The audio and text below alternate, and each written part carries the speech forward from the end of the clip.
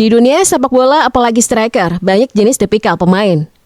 Ada yang bisa menjadi target man, ada yang bisa menjadi goal getter, dan yang lainnya.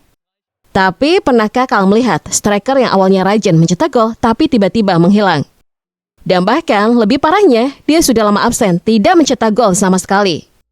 Dan anehnya, bukannya dicadangkan, dia malah dipindah jadi seorang gelandang. Kedengarannya seperti karir yang salah arah kan? Tapi bagaimana kalau justru disitulah semuanya berubah? Dan inilah cerita dan pesan untuk Nick Waldschmidt agar segera mencari klub baru atau karirnya akan hancur.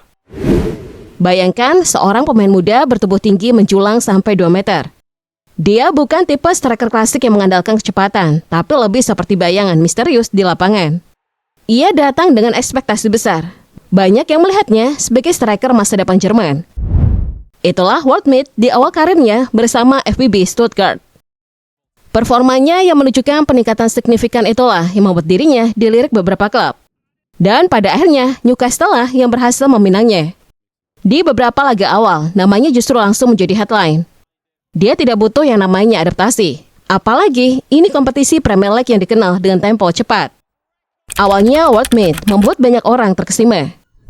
Dalam beberapa fase awal karirnya, ia mampu mencetak gol-gol penting. Tidak selalu spektakuler, tapi cukup untuk membuat pelatih percaya. Namun seperti kisah yang sering terjadi di sepak bola, ketika ekspektasi mulai naik, tekanan pun ikut meningkat. Dan pada akhirnya, dia menghilang entah kemana. Iya, Waldschmidt memasuki fase yang disebut para fans sebagai paceklik gol. Bermain sebagai striker, tapi tidak mencetak gol. Dalam karir sepak bola ini akan membuat namanya semakin lama akan ditinggalkan. Komentar-komentar mulai bermunculan di media sosial. Bahkan beberapa fans yang mengikuti perkembangan Waldschmidt sendiri mulai kehilangan kesabaran. Tapi benarkah Waldschmidt diplot sebagai striker di Newcastle United?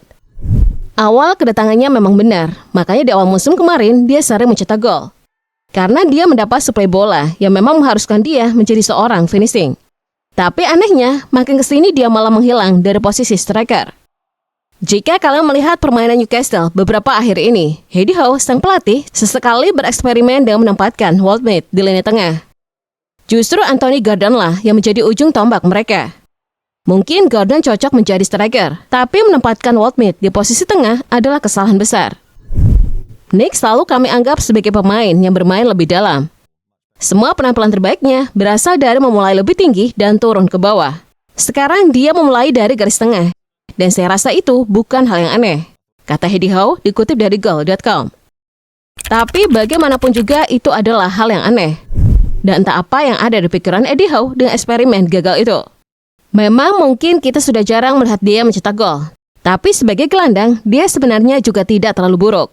Waldschmidt mulai menunjukkan sisi lain dari dirinya. Ia bukan lagi pemain yang dinilai dari jumlah gol, tapi dari bagaimana ia mengontrol permainan. Sentuhan pertamanya jadi lebih berarti. Umpan-umpannya mulai membuka ruang, dan yang paling penting, dia mulai menikmati sepak bola lagi. Namun tentu saja, tidak semua orang setuju. Disinilah kontroversi mulai muncul. Beberapa pundit Jerman mulai mempertanyakan keputusan tersebut. Mereka berpendapat bahwa perubahan posisi ini adalah tanda kegagalan.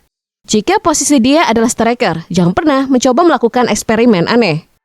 Di sisi lain, ada juga yang melihat ini sebagai inovasi. Sepak bola modern memang berubah. Posisi tidak lagi kaku.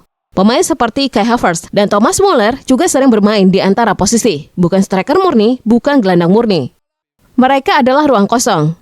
Dan Waldschmidt perlahan menjadi bagian dari mereka. Meski begitu, kritik tetap berdatangan. Karena ada yang menilai bahwa perubahan ini justru membuatnya kehilangan identitas sehingga ia dianggap bukan lagi striker. Menariknya, Waldschmidt sendiri jarang memberikan respon terhadap kritik tersebut. Karena ia memilih untuk tetap diam dan fokus bermain sambil terus beradaptasi. Sikap ini membuatnya terlihat profesional, tetapi juga menambah rasa penasaran publik tentang siapa sebenarnya dirinya di lapangan. Pada akhirnya, pertanyaan tentang posisi terbaiknya masih belum terjawab. Apakah ia striker yang gagal atau gelandang yang terlambat ditemukan?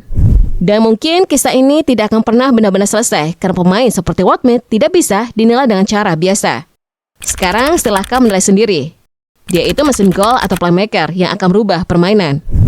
Dan justru disitulah daya tariknya. Karena di era sepak bola yang dipenuhi statistik dan angka, Waldschmidt menjadi pengingat bahwa tidak semua pemain bisa dijelaskan dengan data. Karena beberapa pemain hanya bisa dipahami dengan perasaan. Sehingga sekarang pertanyaannya kembali kepada kalian. Apakah perubahan posisi Nick Woodman adalah keputusan yang tepat? Atau justru tanda bahwa ia gagal menjadi striker top?